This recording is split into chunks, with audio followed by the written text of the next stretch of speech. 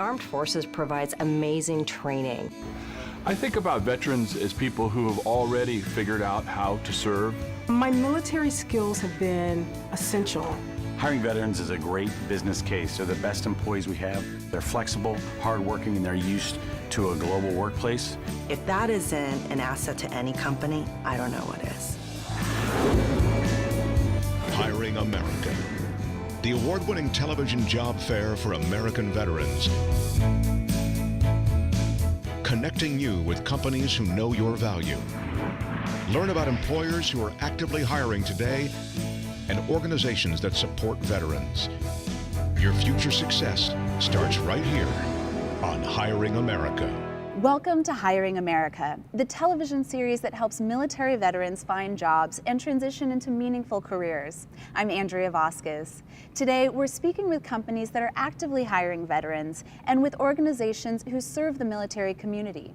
We're also talking with veterans like you who've made successful transitions into the civilian workforce. We'll help connect you to job openings and give you information to get you the job you deserve. Log on to our website, hiringamerica.net, for more information and follow us on our Facebook page and Instagram. I first got out of the hospital and was medically retired in 2007. When the military let me go, I went home and was kind of lost, but I was still finding my way and trying to understand my new normal.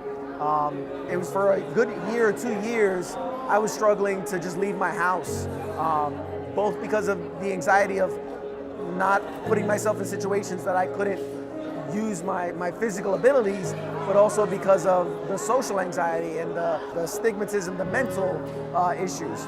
I've been an athlete my entire life, competitive sports. Now suddenly I have to re-identify, well, how am I going to do the things I once did before? Lots of highs and lots of lows, depression and anxiety, and how am I going to live a life injured with a hand that doesn't work, and then how do I live a life now without a hand? When you first came back from Vietnam, you were called a baby killer, a drug addict. You were spit upon. You know, you weren't appreciated for the service person that you were. The PTSD still stays with you, but there are coping mechanisms that you have with PTSD, and one of them is the dog. So it wasn't until I met another wounded veteran who had a service dog, and it was in meeting this guy, and it was actually his dog that was able to kind of crack that hard shell that I had put around myself, that protective barrier, and I was able to start really the road to recovery mentally as well as physically. Canine Companions for Independence is a nonprofit organization that enhances the lives of people with disabilities by providing highly trained assistance dogs and ongoing support to ensure quality partnerships. Hiring America visited the Miller Family Campus in Long Island, New York, and met veterans whose lives have been dramatically changed by the impact of a four-legged friend. Canine Companions for Independence was established in 1975. With the idea that dogs were being taught for many years to guide the blind, but maybe they could be of assistance to people with other types of disabilities. Dogs help people emotionally because they are emotional creatures themselves, and that's kind of the part that we don't really train. It's just what they do naturally by being dogs. They're very, very genuine. And so they break past all of those fears and barriers that we may have in dealing with people with disabilities. They're all about love. This is Taco. He's 6 months old. He's in training to be a service dog, hopefully. He's with me until May of 2017. And during that time, we do a lot of training, which includes awareness, and having him exposed to a lot of social events. My dog goes to church. In fact, I'm a lector in my church, and my pastor has me bring the dog up on the altar when I read. I try to give her something to do every day, even if it's just going to the local card store. So she'll be relaxed and she'll know how to behave in public. Canine Companions made a lot of placements with veterans over the years. And what we found is they really serve a dual purpose. Certainly, if someone has a physical disability, the dogs are trained to mitigate that by helping them, whether it's hold a door open or pick something up that they've dropped or whatever that may be. But the sense of confidence that a person will get just from having a dog with them, whether it gives them more space around them physically in a crowded public environment, or just the courage to go out because they're not alone, someone's got their back. Jason, get. That's my boy. Come on, get. That's my boy, JJ. For somebody that lost the use of his hands and ability to bend over and pick up an item, that is a task that may look very simple, but it's very important to me. Should I drop my keys in the wintertime next to my van? Should I drop the keys by my apartment door, which is inaccessible? This dog will get it for me. Jillian will help me continue my mission to get wounded servicemen and women back to an active lifestyle and make sure no soldier is forgotten. 2009, I was introduced to Canine Companions for Independence through a foundation that I was racing endurance races for, and made the decision that a service dog may be a way to increase the rate of me living at a more active lifestyle. He's a big stress reliever, especially when he does a lap and he kisses. Jason, lap. Don't lap. Good boy. That is companionship. That is love. And that is a stress reliever. After going through basic training in the military, sniper school, some of the most challenging schools the Department of Defense has to offer, when I got to CCI, I had to do 2 weeks of team training. Probably the toughest school I've ever been to. Learning all the commands, the do's and the don'ts, how to use the dog the most effective way to help you with those everyday life skills. Very challenging 2 weeks. I was lucky to have Jillian, the smartest dog in the room. She made it easy for me. Team training is very transformational for people. There's a lot that goes on, and people come in, the first few days, and they're very, very nervous, very green. They don't, really know what they're doing necessarily. When I come here for each one of those team trainings, and I see the children that have paired with a dog, and you see the transformation that a child with a disability has from dependence to independence, that is phenomenal. At the end of those 2 weeks, we see a totally different person. Not to say that that's 2 weeks is enough time to learn everything, but they've definitely come a long way, and it's really cool to see how that bond between them and their dog is beginning to form. Coming up, having a service dog is going to help me be able to be the best version of myself and allow me to do more good in the world. continue the conversation on our Facebook page and Twitter, and visit our website at hiringamerica.net.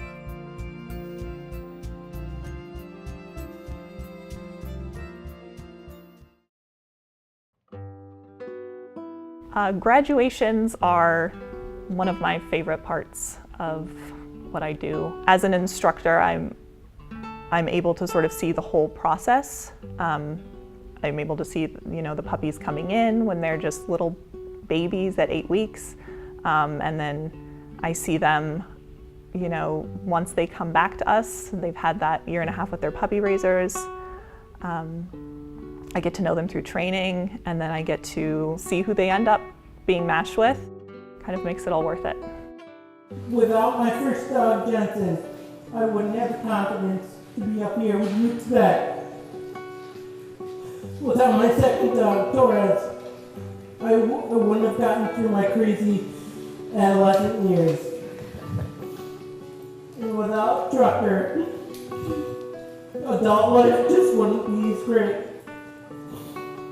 And I want to thank you, Pam, so much, my puppy raiser, from the bottom of my heart and your family.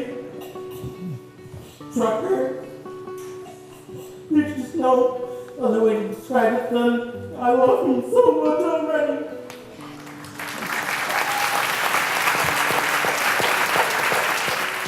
At the end of the day, If your dog graduates, handing over the leash to the graduate is nothing you can describe in words. It's the most amazing feeling in the world. Graduation day, that's, that's like having a birthday. That's like having Christmas all over again, you know what I'm saying? You actually get to take the dog home. And then you start living a life together. I always knew that Lombard was a very special dog. And when I got the call that he was graduating and that he was paired with a veteran, I cried. I don't cry that easily. But this guy is a veteran of Iraq and Afghanistan. He has multiple challenges. He has a wonderful wife and 3 little kids. And not only does the dog make a difference in his life, but he's made it easier for his wife and for his kids. She doesn't have to go pick up things when he drops things. The dog is there, and the dog never leaves his side. First time I cried is when Agatha died. I've seen so much death in Vietnam that I thought I was the coldest human being because I couldn't mourn at my parents' passing. I felt uncomfortable when friends had passed because I just couldn't cry. Agatha brought my humanity back to me. When they called me, they confirmed the placement Tuesday, and over the phone they said it was going to a 32-year-old male vet. I was thrilled. I work with veterans. I'm a mental health counselor. I'm a crisis counselor. And we had a lot to talk about because he's going to use the dog too for a support group with wounded veterans. Even though I cry, it's bittersweet. I love my dog and I'll give him up. But this is what makes me want to raise more canine companion for independent puppies. Yes, I love you. I love you and I'm proud of you. Yes, look at those eyes. Look at those eyes. People have spent a year and a half raising puppies, and it's an amazing thing that they do that and then hand the dog over to someone else. But what they're doing is they're providing a gift to someone that's allowing that person to enhance their independence, go on in the world and do things that they would typically have to rely on other people to do. I don't remember like the music playing. I don't really remember being up there. But I swear to you, I remember being in my seat, and then the next room, I remember looking down and I'm on stage and I have Ojai in front of me and he's licking my hand, and I just felt totally at peace. I felt great. I just remember smiling and being happy and then just walking off stage. So like, it was just a huge just jump cut from one spot to the other, and I've been smiling ever since I've had him. I haven't like let go of the leash since I've had him on stage. You weren't nervous, were you? You were a soldier. Come on. Yeah, not nervous, just caught up in the emotion, and you know, it's a lot. And, you know, It is when you get your first dog. I think it's big. I do feel very prepared moving forward, and at the same time, it's not saying, okay, 2 weeks is up, good luck, we'll see you when we see you. There is a sense of, you know, we built a relationship, we built a family, which is a great feeling for me. I don't feel like I'm in over my head because I know that, you know, just give it some time and somebody's gonna be knocking on my door, calling my phone to say, hey, what's going on? You know, what's happening? So, you know, it's great. It's a really good feeling. Could I live day to day without a service dog? Yes, I could. And I knew that, yes, having a service dog would ease my life. It would make my life easier. It would make things easier for me. So in the end, the decision to actually, the final push to get a service dog was actually that friend that had initially cracked that hard shell. He knows how to play me real well. He told me, he said, well, you know, you love helping other people, and you know, you love doing the support groups and doing the mentoring. And he said, well, you know, it was me and my dog that by chance met you and was able to get you to a good place. Well, maybe one day you having a service dog is gonna be that same situation for someone else. So it's not even just about you and your own life, but maybe having a dog might improve someone else's life someday. And so once he put it in those terms, I realized, wow, maybe I need to put my own pride aside and say, yes, you know, of course he's gonna help my life and he's gonna make things easier for me. I suffer from really bad back and arms and I struggle picking up items. So can I do it? Yes. Will him doing it make my life way easier? Absolutely. But the idea that, you know, when I do my support groups, he'll be there by my side, giving me support, but also giving the group support and maybe helping someone else open up and find that place where they can feel comfortable, then for me, it's all worth it. We'll be back with more of Hiring America in a moment. This veteran employer transition tip brought to you by USAA, a proud supporter of America's military, serving veterans since 1922. We've got about 2,000 veterans and about 600 military spouses that are part of what we call VetNet. And we really look at this group of employees to leverage their incredibly diverse backgrounds and the military experience. I mean, USAA is a company formed by the military to serve the military. So what a great resource right there. We are easily the youngest affinity group at Whirlpool. In 2 years, we are now the most active, the most effective, and one of the largest because the veterans bring that drive to get things done to help other veterans. So it's very easy to raise the performance level and the visibility of your group with the population you'll have. There's also a sense of community in this. Veterans like talking to veterans. Nice to have those people with shared experience just to chat with and talk to. It might be the guy I turn to and say, hey, Mike, I don't quite understand this in the business. Can you help me out? So that sense of community is really quite important. You have to give yourself, you know, a name and a mission. Our mission is to recruit, retain, onboard, and hire into the organization community veterans and their families. And as you become legitimate in the organization, you build that reputation through the social media and exposure so that then not only your organization, but the community understands, oh, here's a place that cares about veterans and veterans affairs. It can also make the difference in the hiring decision for some of the veterans that you talk to.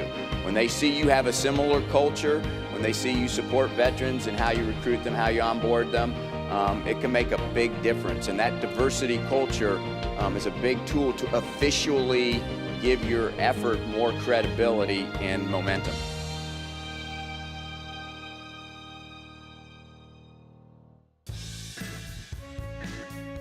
Hi, I'm Patrick Murphy, Iraq War veteran and the Undersecretary of the Army.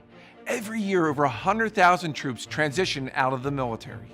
Finding a job in a civilian workforce, it can be challenging. Our service members, they're civic assets, and they need your help in finding employment. If you or someone you know is going through a transition, please share this valuable information. Army strong and proud to be a soldier for life. Prepare for transition early. Finding meaningful employment can be a full-time job. We want to make sure you are prepared. Our Deal Well Employment Workshop curriculum is now available in a free ebook on Amazon, and you can also find it on our website. Our curriculum will help you develop a job search plan, create effective resumes and cover letters, and learn tips for successful interviews. Whether you transitioned out of uniform recently or whether it's been decades, Deal Well Vets is here to help. Get over industry stereotypes. Look at all opportunities with an open mind. For example, not everyone is a truck driver in the transportation industry. They also have positions in human resources, logistics, supply management, security, information technology, and intelligence, to name a few. Consider entrepreneurship opportunities. The Small Business Administration offers substantial resources to transitioning soldiers and families that are considering starting their own businesses through the Boots to Business program conducted on installations around the world. Find additional, often free business assistance from SBA and its local resource partners at sba.gov/local resources.